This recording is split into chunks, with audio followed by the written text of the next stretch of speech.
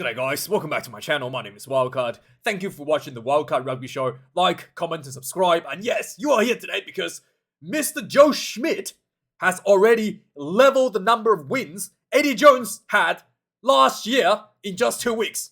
I know, amazing. And next week, he has the opportunity to beat Eddie Jones's win rate by 50%. I know. And so looking pretty good so far this year. And albeit, a lot of you guys are going to say, oh, this is just the Welsh B team. Shouldn't be too happy about it. The main fact is that the fundamentals of the Wallabies have drastically improved. And that is what I'm really happy about seeing. There were a number of plaguing issues in the Wallabies for the last few years, not just under Eddie Jones' era, but before Eddie Jones, under Dave Rennie as well. Something that has frustrated Dave Rennie for many years is the consistency between games. Right? How many times have the Wallabies win one game and then play the same team the next week and gets flogged? All right, because players think that's just a freebie now. We can just throw that game away. All right, so it has happened consistently under Dave Rennie and against the Wallabies again just horrendous under Eddie Jones altogether. So that has been improved. The fact that they were able to put on 2 weeks of performance, very consistent performance over 2 weeks, was massive breath of fresh air for me. Number two, if we look into the details of the improvements between the two teams, the consistency improvements is that the discipline massively improved. How many times have you seen the players come off the field and be like, oh, God, sorry, guys, we lost the game because we're going to get better with that discipline. Yeah, we just didn't have the discipline. Years, right? And the 2 weeks in a row now, the Wallabies has been keeping that discipline managed under control. And this week, less than 10 penalties given away. And really well done once again for the Wallabies. Next one, massively improvement in terms of defensive technique and reduced missed tackle count, right? And again, that's another issue that's been plaguing the Wallabies over the years. Missing 35 tackles in the game of Test rugby. Of course, you're going to concede 40 points, right? And then you have also the issues with the Brumbies, even the Brumbies this year, and a lot of the Wallaby players, Super Rugby teams this year, not able to shut down the defense before the advantage line. The opposition just run forward constantly. You're making the tackles, but you're not just conceding territory constantly, and eventually you're going to concede a try because you're going to run out of space to concede.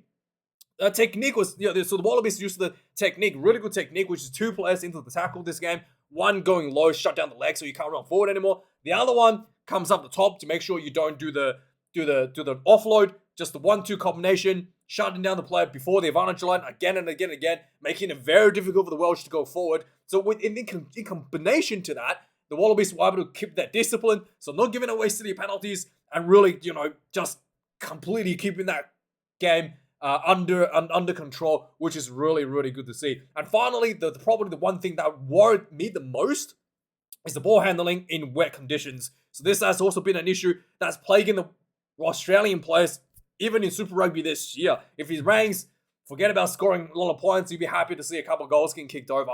Wallabies, despite the rain, for the first 20 minutes, the Wallabies had very long periods where they controlled the ball, controlled the tempo, didn't just kick the ball away, was handling the ball like it was not raining at all. This also goes to Wales. Both teams were able to cope with the wet conditions exceptionally well, and the Wallabies was better than the Welsh in that regard.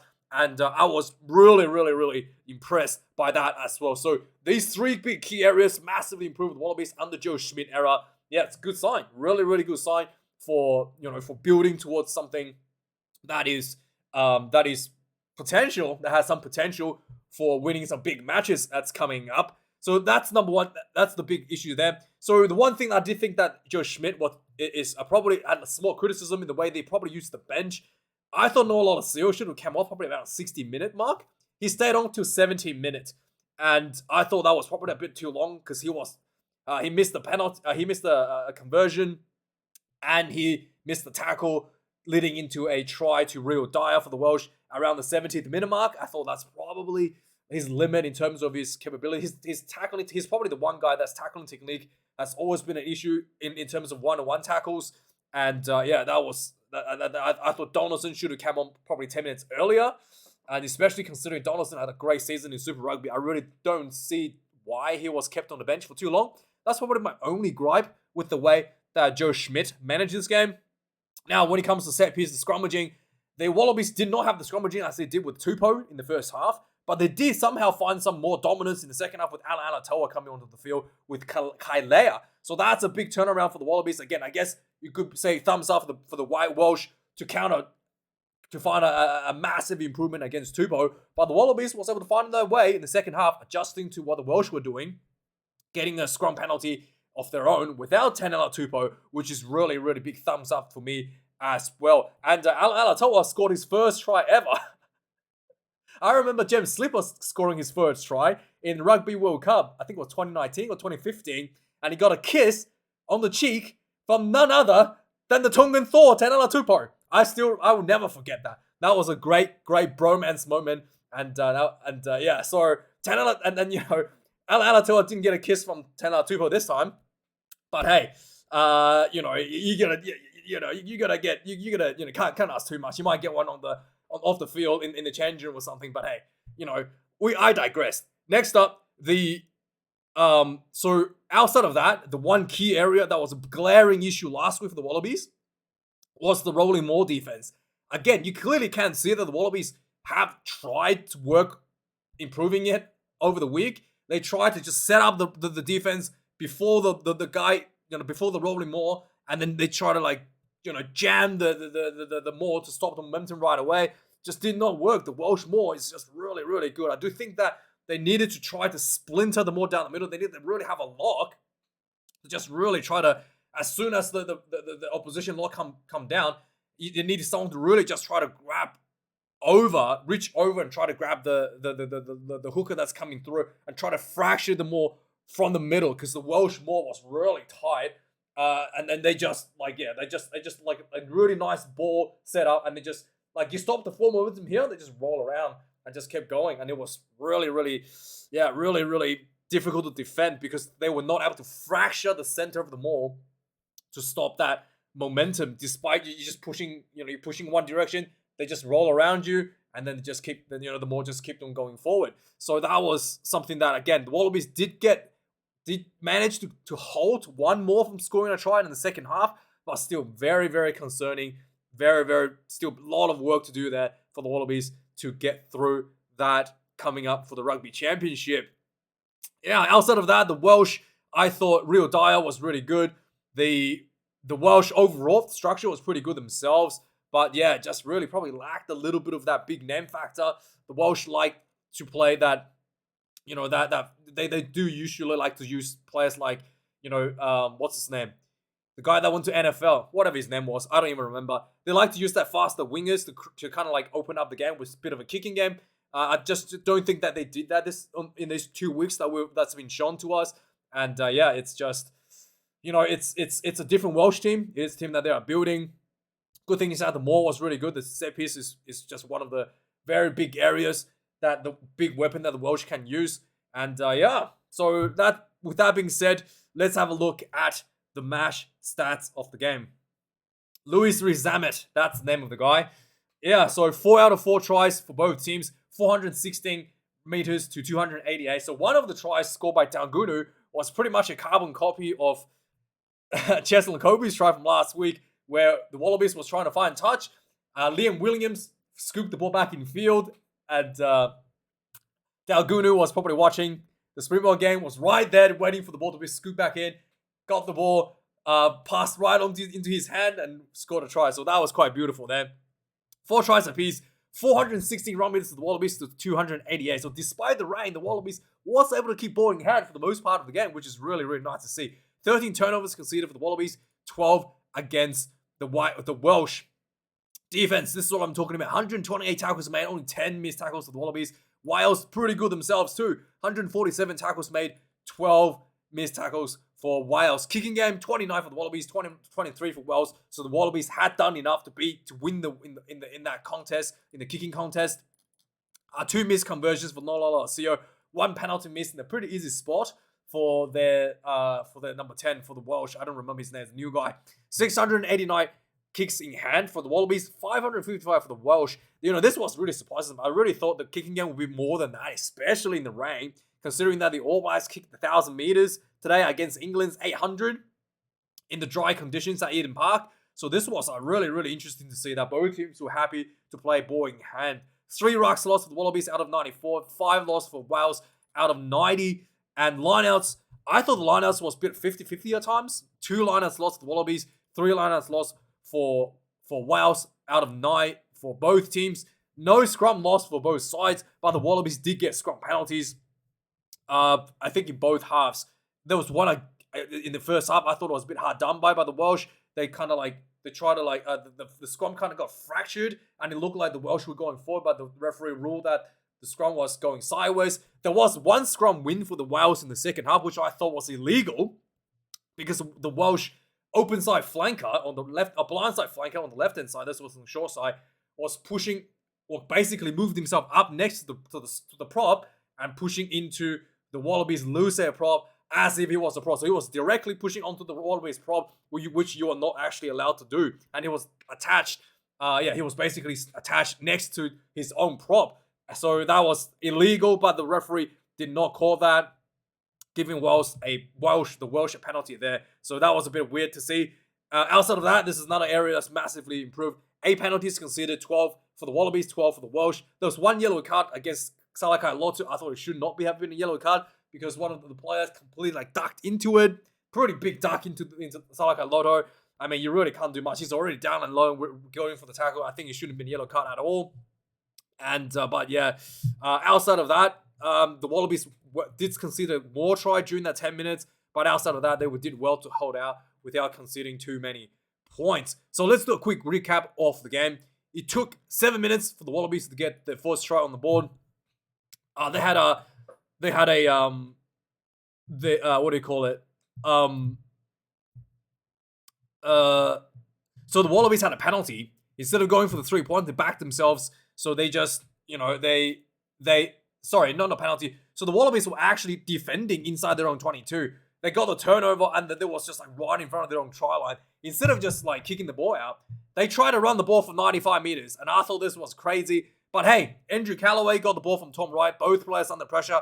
Andrew Callaway bit of footwork, did a kick the ball over the top, recovered, and then he ran through, popped the ball to Fraser McGrath, who ran down the middle of the field. And then he linked up with Dalgunu. Try time, almost 100 meters. This was 7 points to the for the Wallabies. Really, really nice to see. 14 minutes into the game, the Wallabies building a lot of pressure in front of the goal line. This is what I was talking about. They had opportunity to kick 3 right away, but they said, no, we're going to go for the try. They build. Eventually, they got another penalty in front of the goalpost, and they said, fair enough, we're going to go for the 3 points.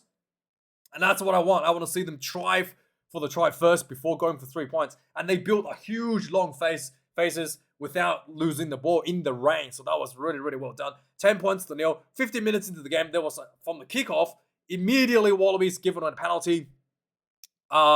Luckily for the Wallabies, the number 10, Thomas, missed this one. So still 10 points to nil to the Wallabies. 24 minutes into the game, the Wallabies was just trying to exit their own half, looking a little bit sloppy. What's his name? Jay Gordon did a box kick, and the Welsh player dropped the ball forward, and it was towed through by Jay Gordon following his own kick, and then he ran up, scooped it up, stepped the last player, try time, really well done, 17 points to nil. 27 minutes of the game, the Welsh gets a penalty, and then they went for it. They went for the line out, they went for the maul, and again, I thought the Wallabies was going to improve, but no, the maul just rolled a couple of directions, eventually just went through. Try time, 17 points to 7. Really, really nicely set up more as well. Just really beautiful. 29 minutes into the game, from the kickoff, Wallabies gets a turnover, gets 3 points, 20 points to 7. 35 minutes into the game, Wales had the line out. They again go for the maul, and the Wallabies, you can see, they try to set up for the maul. They've tried to jam the maul to stop it right away, but nope. Again, the Welsh set up, the structure was way too good. Just rolled left and right a few times, went through 20 points to 14. At this point, I was really concerned that the Welsh can just win this game with the mauls. 38 points into the game, there's a penalty to the Wallabies. They kick another 3, 23 points to 14. Second half starts, immediately there was a penalty about 5 minutes into the game. They went for the maul again for the Welsh. This was a little bit far out. They did get a nice 5-7 meters out of this, but the Wallabies was able to stop the maul, which was really, really good to see. Eventually, the Welsh was able to build some good faces and some good, nice hands out wide to Liam Williams, find himself into a little gap for the try. 23 points to 21. Suddenly, I'm getting a bit nervous. 53 minutes into the game. For the Wallabies now, they have their own penalty. They went for the line out, 5 meter line out, and they have their own maul. Got really close. What's the name? Fazler got about 1 meter short. Some pick and goes, and eventually Alan Alatoa pick and go for himself, getting his first test try ever. 53 minutes in. So 28 points to 21. Noah Loloseo hit the goalpost here, and on the 60 minutes into the game, yeah, this is what I was talking about. The Wales had a scrum illegally where the flanker bunted onto the front row. I don't know why they didn't call this, but hey, they got a penalty there. 66 minutes into the game, the Wallabies got a return penalty. They tried to kick the ball out to flying touch. Liam Williams scooped the ball back in field to stop the touch finder, and Daugunu was right there saying, "Thank you very much. I've been expecting for this." Ran straight through, caught the ball, and ran straight through for the try. 33 points to 21. Not a lot of seal, missed another kick. And yeah, after this, 69 minutes into the game, the Wallabies was trying to exit from the kickoff. The box kick got charged down. Nick White's box kick got charged down. And the Welsh recovered the ball. Rio Dyer ran down the sideline. Not a lot of seal was right there to make the tackle. Got literally ran over. Yeah, looking pretty bad. 33 points to 28. And this is why I thought, yeah, probably should have come off 10 minutes earlier for the Noah. A missed kick, a missed tackle leading into a try. Really probably reached his limit there.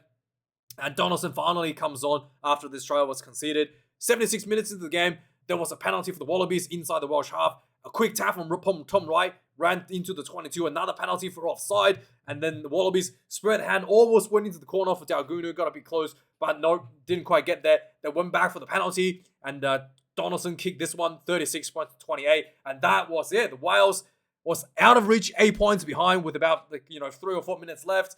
And yeah, great win for the Wallabies. A lot of fundamental stuff being improved. And yeah, really, really happy for me. Let me know your thoughts, guys. Thanks for watching. I'll see you guys later for the Springboks game.